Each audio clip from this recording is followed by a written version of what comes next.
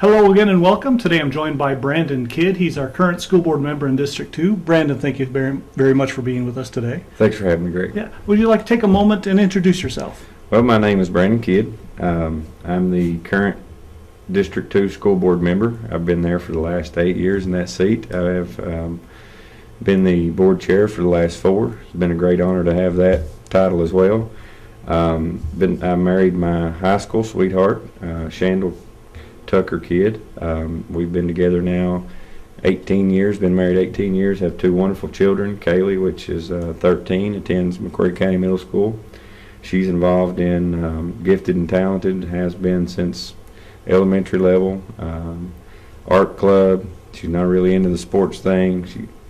Then my son, which is 9, Rylan, which attends Pinot Elementary School.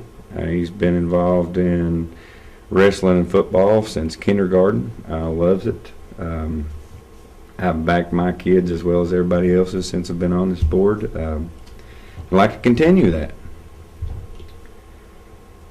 Okay. Can you tell us what being a board member means to you?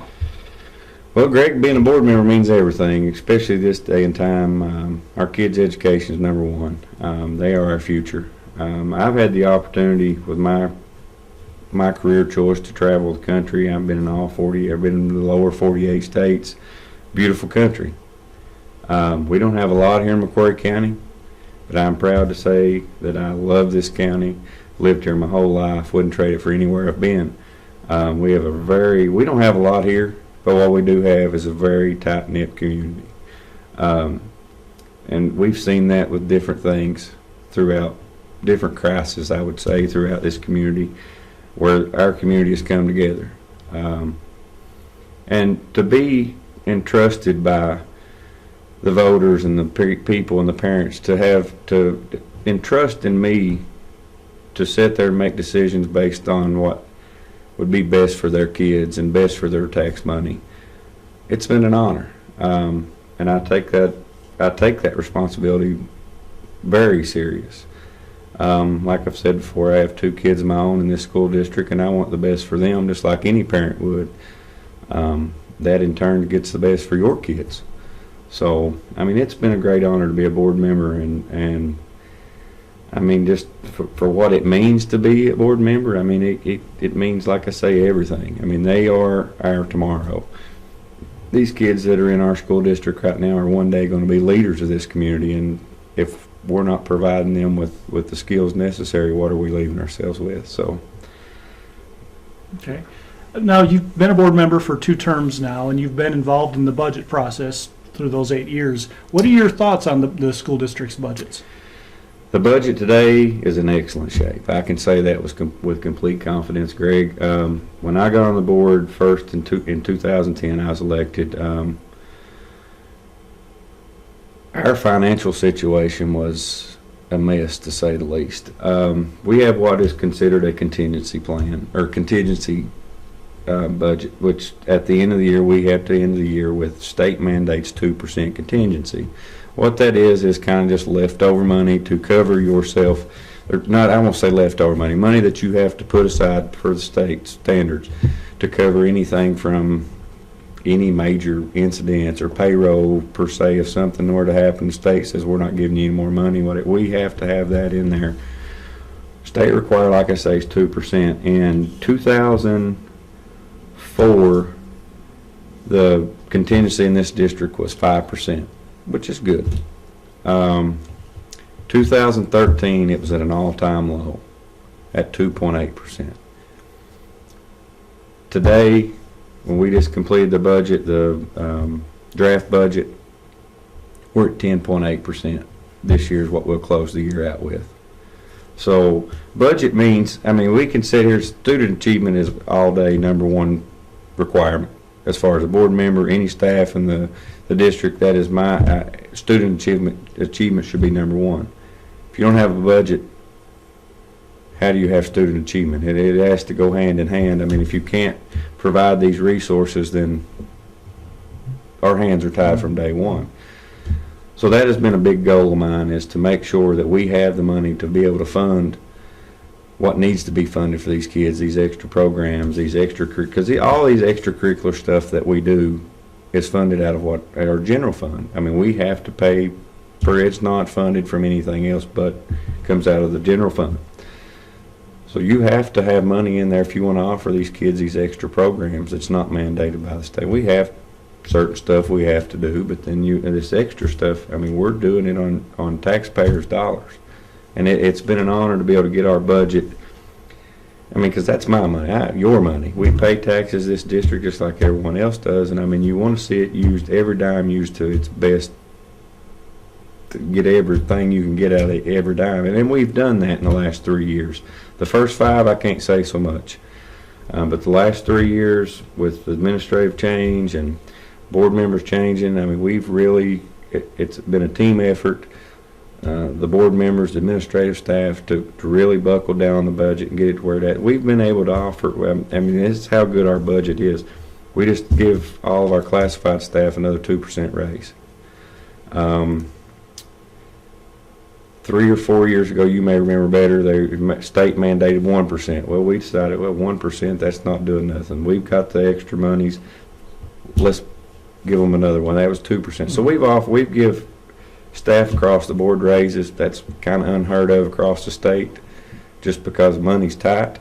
We've been able to here just because they found money just by realigning the staffing allocation. That freed up a bunch of money. It's putting people in places where Grant would pay for their salaries where they should have been to begin with, and not paying out of this bucket and that bucket, as they call it when we go to budget trainings. But our budget, I mean, it's, to me, that is one of my number one priorities, is to make sure if we don't have the money there, then what are we offering? And there's been talk about putting kids $20 million in debt with a facilities plan and this and that. I don't know where those numbers came from. I wouldn't want to put our kids $20 million in debt either. We're talking about my kids here that's going to have to pay for this one day. No, that's not the case. I mean, yeah, you have bonds, which is banknotes per se. Every district in the country has bonds. It's kind of like the old saying is, you never have anything if you're not in debt for it, right? So, yeah. Of course, as you're well aware, school safety and bullying are major issues across the country. And also there's concerns here to some people. What are your thoughts on how the district handles those issues? Well, that's kind of a two-part. Safety being one, bullying being number two. We'll do safety first. Safety has been the utmost priority for current superintendent, Mr. Cash. He actually told me one day that he realized that his job is not student achievement. And I'm kind of thinking, what are you talking about? He said, well, my job is to make sure these kids get to and from school safe. I said, okay. My administrators, that's their job, is a student achievement.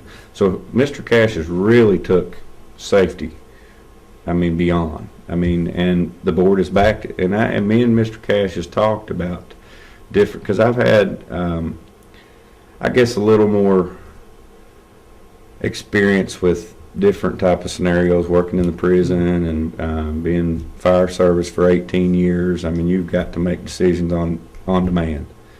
Mr. Cash had the background in the military, so the same thing goes there. We've really started thinking outside the box as far as our lockdown procedures, our fire drill procedures. I mean, I'm not going to get into the stuff there because that's been the whole thing is we've taught kids for 12, 13 years they're in school how to attack our schools. So that's something that the administrative and the boards work real tight on, is trying to not really let the plan out, but yet everybody knows what's going on too. Like I say, our lockdown procedures have been revamped. Our even fire drill procedures, they're looking at how different ways to do this, and that was an idea I had. According to the last shooting they had in Florida, the kid pulls the fire drill, gets everybody setting ducks. So I got to thinking about this. Why are we, as soon as the fire, and I'm in the fire service 18 years. I mean, time is of the essence. However, you're in a school building, the only thing that's going to burn quick is a library. Everything else is concrete for the most part. So And that's something that we started looking at. How much time, and we've gotten with the fire marshal's office and different agencies across the state of how much time do we have to get our kids out of the building? What is the magic number? Nobody really knows. So there's nothing really mandated by the state, so they've sat back and thought, okay, why do we put our kids out there? Boom, in a heartbeat with one fire drill. Let's check things. So that's just one thing that we've done. I really harped on budget cuts back in 2013. They cut our SROs, or we're wanting to cut the SROs down to 2. No. I mean, our district is spread out. You have a school here in Whitley, you've got 2 in Stearns, you've got 2 in Pinot. I mean, that's a big area for 2 SROs to cover. And we're limited on law enforcement in this county. I mean, nothing we can do about that as a board, but I mean, that here and there. But that was the thought that you thought of, was if we've got our sheriff's office spread out, our SROs, we have 2, what are we going to do if we've got something in Pinot and everybody's in Whitley? Well, it's a heyday for whoever. So I really harped on the SROs and fought until, we have 4 now. We're still sharing one at Pinot. I would love to get the 5th one back to where we have one in every building, and that's a goal of mine. And then, so we've got our 4 SROs. Every school now has a vestibule. You cannot just walk into our schools. You have to be buzzed in by our secretary or whoever that school has at the front. Is that going to be a complete stopper for somebody that's wanting in our school? No. Is it a deterrent? Yes. Is it going to slow them down? Absolutely. And we were one of the first first districts in the state to implement that. The Center of School Safety just harps and goes on all the time about how McCreary County Schools, what we're doing as far as school safety. I mean, it's an honor to be able to say that I feel when my kid goes to school that they are safe. And I mean, that's my babies just like it's everybody else's. I mean, if I thought our schools weren't safe, I wouldn't send my kids. And now bullying, that was your second part of that question. Bullying is a problem statewide, or not just statewide. It's across the country, not just in schools, workplace, everywhere. I mean, it is an issue. McCreary County Schools takes every bullying issue. I mean, it's zero tolerance. I remember Mr. Cash at the academy. He had showed me they've got a big banner. What is bullying? And I mean, it in detailed definition what bullying is. I mean, bullying can be various different things. Not necessarily physical. It can be verbal. And those issues are taken to the utmost seriousness in this district, I do believe. I mean, yeah, there is probably some that slip through the cracks, Craig, but how do you catch everything? I mean, you try your best, and we have policies in place, and I do feel that our staff cover the bullying issue as well as it could be covered. Can we implement more policies? I'm sure. I mean, I'm sure that there's more that we can do, and that's something that we can do. Okay. Like I said, you're a parent of 2 children in the district. You've also been a board member. You've seen the accountability system firsthand and how it seems to change every couple of years. For the cats and No Child Left Behind, all that. Seems like every year they're moving the target, changing the parameters. What are your thoughts on how the state handles the accountability? Testing accountability, I'm sure. Yes. It changes, seems like every 6 months. By the time that we get one test cycle done and get that stuff submitted, well, by the time it's graded and sent back to where we're at, they've already changed the accountability system again. So, as an overall, the state, I think, needs to just stick to one accountability system. Whoever the powers to be that decide this, say, we're going to stay with this, and make it a mandate to where it's at least 4 years. I mean, so we can at least at 4 years we know where we're at. Our district has done great at using data to place kids, not necessarily going off of the state's return, because how do you go from last year to this year? I mean, we know that we moved kids from novice. Our novice reduction has went up, so that's what you're looking for. That don't change as far as the accountability system. You want to get kids out of the novice level. and we've done great at that. Like this year, the state had an overall drop as far as test scores go as a whole. McCreary County had a rise. We excelled in all categories, and that is that we were used to test our kids to death. I mean, they were taking this test and that test all year long. Not necessarily a state assessment, but just assessments for our staff to pull data to see where we're at according to the state test. Okay, now we're down to one test, and we're pulling data from these kids. They test every 9 weeks, and we're placing kids according to, put this in the easiest terms, you're at 3rd grade reading, you're a 2nd grader. If you're at 3rd grade reading on your testing, well, we're not going to hold you 2nd grade. You're going to exceed on to 3rd, maybe even to 4th. I mean, as far on as you can advance. We're not holding kids back. Teachers are teaching accordingly. They're taking kids and I won't say necessarily grouping them, but according to tests, that's what we're putting. Though you can't teach. You excel way faster than I do in class. Well, I'm sitting here, I struggle. Why is it fair to continue on with you while I fall behind, or teacher works with me, try to get me caught up, but then lets you stay the same? We're not doing that. They're going to put you in a group with kids that's excelling. They're going to put me in a kid with groups that needs extra help in this certain area. It's not really targeting kids, but it's putting kids where they need to be as far as their learning. Everybody learns different. Mm-hmm. Some people are visual learners, some hands-on, some can read and just photographic memories. Every kid learns different. Our district in the last 3-4 years has done a great job at understanding these kids' learning abilities and placing these kids where they need to be. So as far as the state testing standard, yeah, I wish they would keep it at one standard, but as long as we keep doing what we're doing in McCreary County, we're going to surpass state standards. I mean, we're there right now. We weren't 10 years ago or 8 years ago when I got on the board in 2010. We are now exceeding or excelling in state standards. So, okay. How do you work to ensure transparency in the district, sharing information with the public on what's going on within the district? Well, first off, everything we do at the board is public information. Any board that deals with any kind of tax monies, mm-hmm. It's open record. There is a process of doing that. You file whatever you're wanting to see, 3 business days, you will get what you want. However, our budget is listed, all 3 budgets that we do, the tentative, the draft, and the final. They list every one of them on the district's website.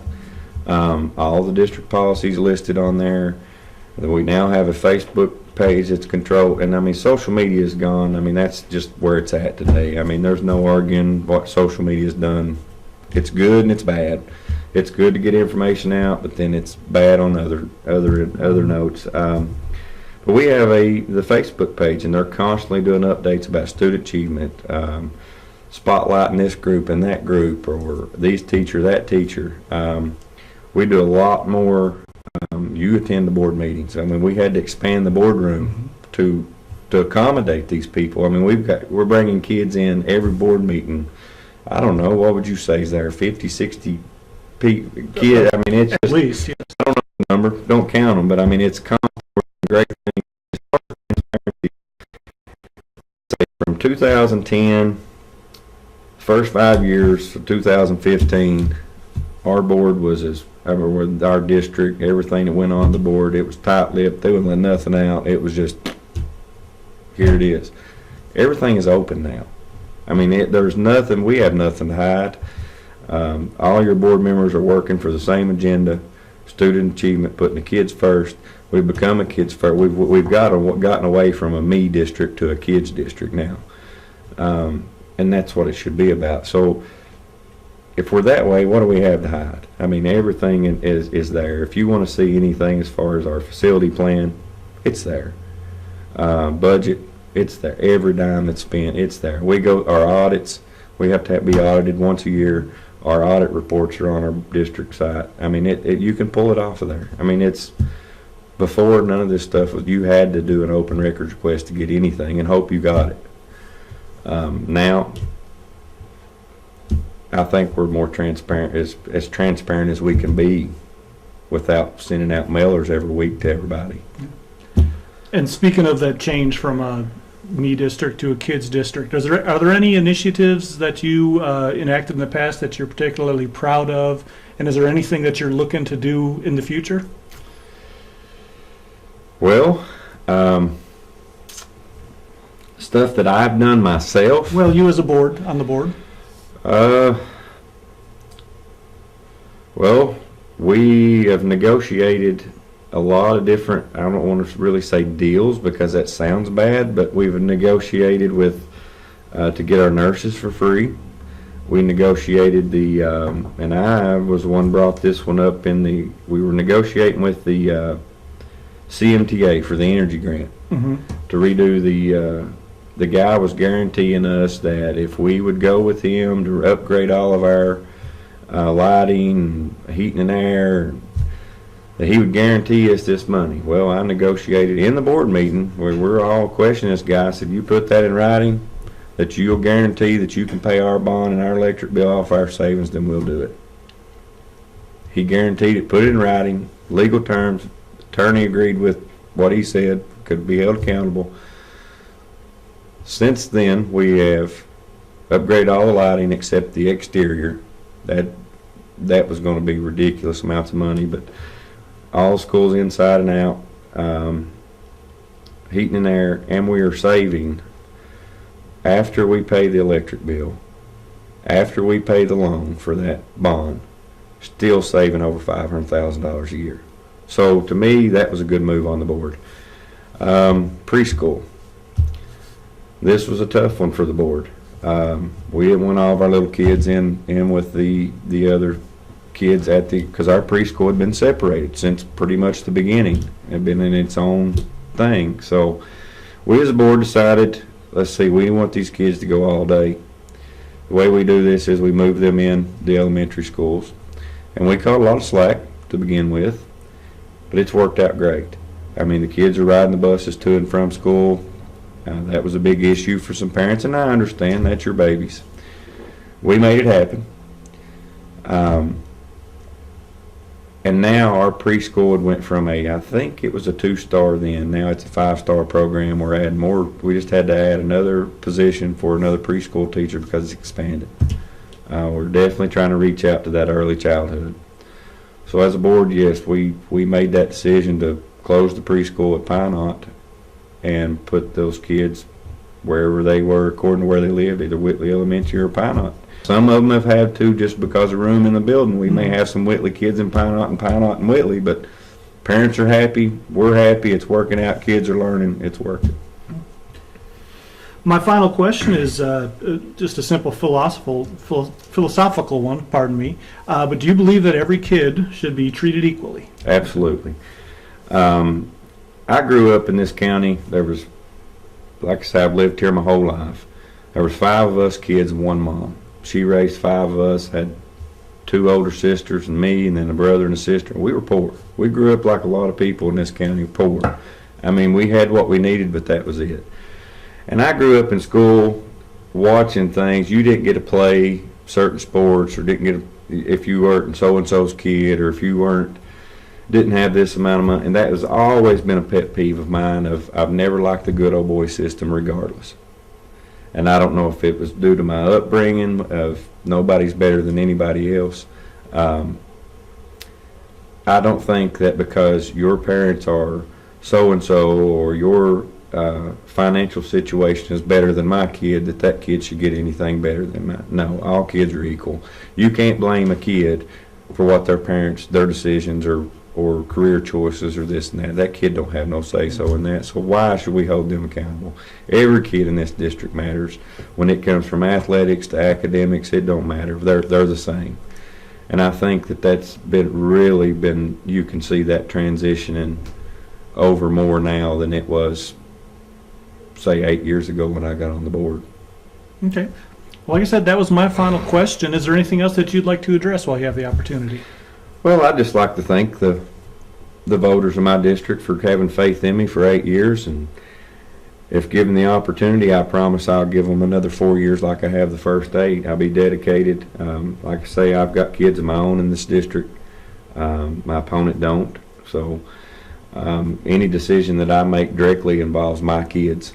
And I obviously want the best. Every parent wants the best for their kids. So, I mean, in turn, me wanting the best for mine, you get the best for yours.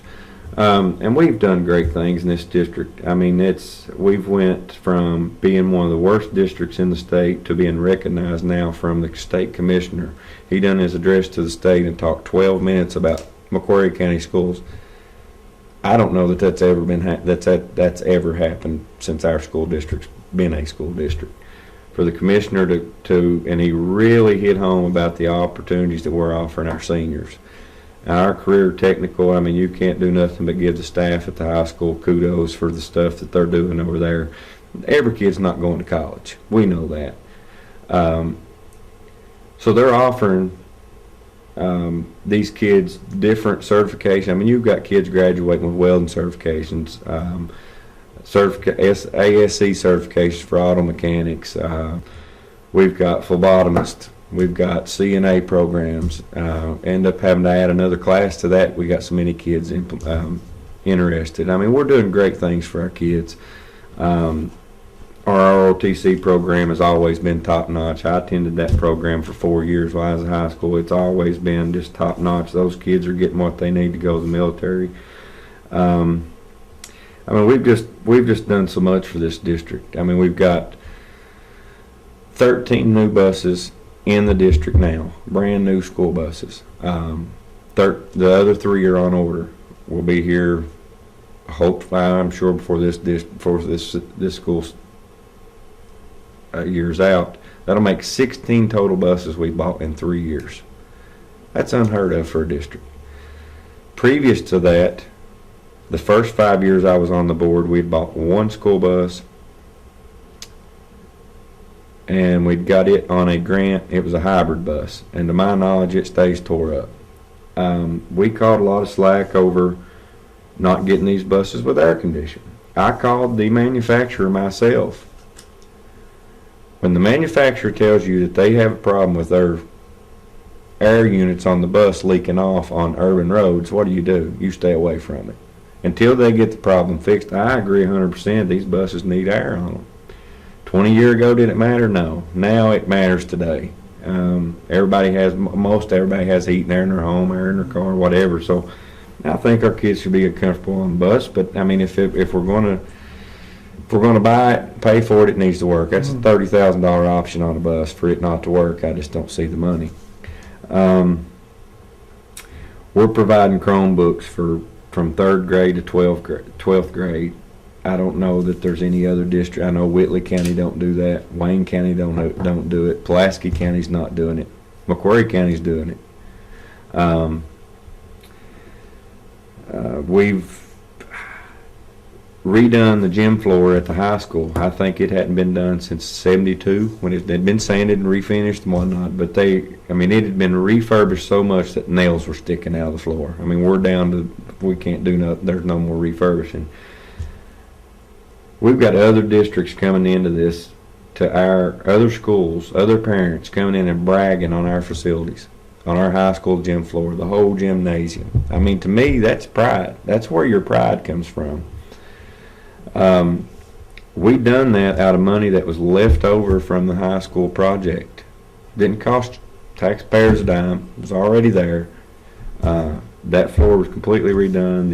Every other gym floor in the district, in the elementaries and the middle school, was refurbished. I mean, if you've not had a chance to see them, they're beautiful. That's prideful to these kids.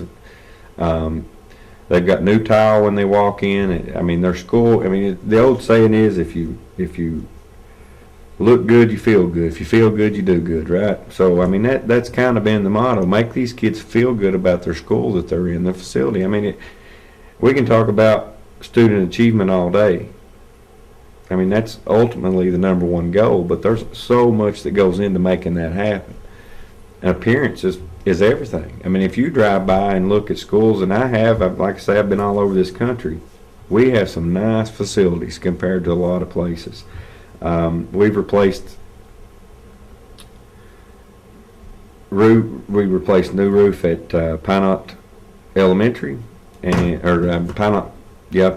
2 at Pinot, and the middle school, Pinot Elementary, and the high school. It's in the works to have those replaced. Whitley Elementary's not getting a new roof; it's a new school. But that's new roofs on your buildings, for your kids. And I mean, it's just been, everything has went more centered towards kids, and that's where it should be. And I love this district, love this county, love these kids. I mean, like I say, they are our future.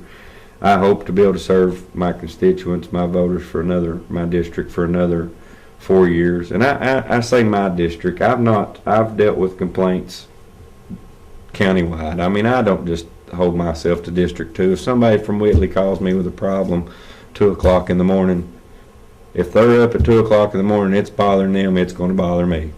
Not that you called me, but we're going to deal with it. If it's bad enough that it's got you up in the middle, and my wife will attest, and anybody that's ever called me with any kind of complaint, I deal with it.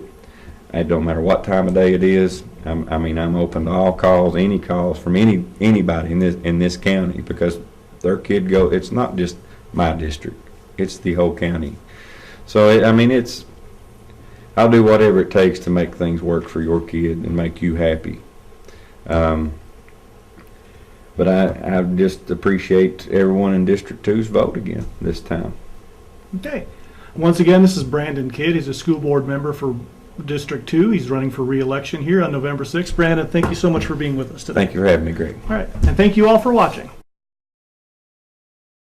And good afternoon. Today we're joined by Braxton King. He's a school board candidate for Division 2. Braxton, thank you so much for being with us. It's good to be with you here, Greg. Yeah. Will you take a moment to introduce yourself to our viewers? Yeah, my name is Braxton King. I'm running for school board in Division 2. That's West Pinot, Revelo, Strunk, Otter Creek, and Elm. And I just want to represent that area of the county, but also represent the whole county. I believe it's something that I've wanted to do for a long time, and now I've had the opportunity, and I'm excited to have that chance to hopefully represent you on the school board. Okay. Can you tell us a little bit about what being on the Board of Education would mean for you? It would mean representing the students, the staff, and the community of this county. It would mean representing the students in the way that they are the ones that is our main focus. We look to want to make sure that they thrive in the educational process. Also, the staff, which I believe are critical. When I went to school, it was the staff that made the massive difference in my life. I don't mean this in a slight, but I didn't even know who the school board members were when I was going to school. But I can tell you the teachers and the coaches that spoke into my life. And to be honest with you, to have the students being number one, then really you got to look at the teachers being number one, because they're the ones that actually do the one-on-one instruction, the helping kids when they're having difficult days and things of that nature. So my wife's a teacher, my son is a teacher, I've got a sister who's a teacher, so I believe that's important. In the community, you have the stakeholders, you have the parents, grandparents, foster parents, folks that are in the community that just love the kids and love the community. So hopefully I can represent them with integrity and make decisions based on what would be best for all of the above. Okay. And of course, there are a lot of responsibilities that comes with being a school board member.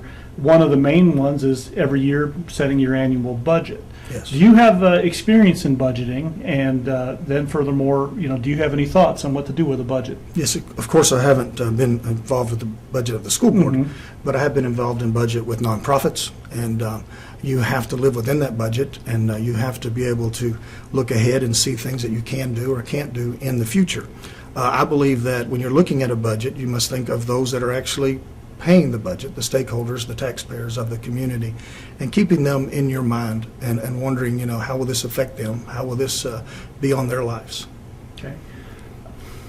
School safety, bullying, and all that, that's a major focus in America these days, not Yes. only here in McCreary County, but all across the country. Yeah. How do you think that our school district handles these issues, and are there any changes you would like to see implemented? I really don't know a lot at this time. I'll be honest with you, because I'm not involved in that type of activity as far as being able to be in those meetings or know things like that.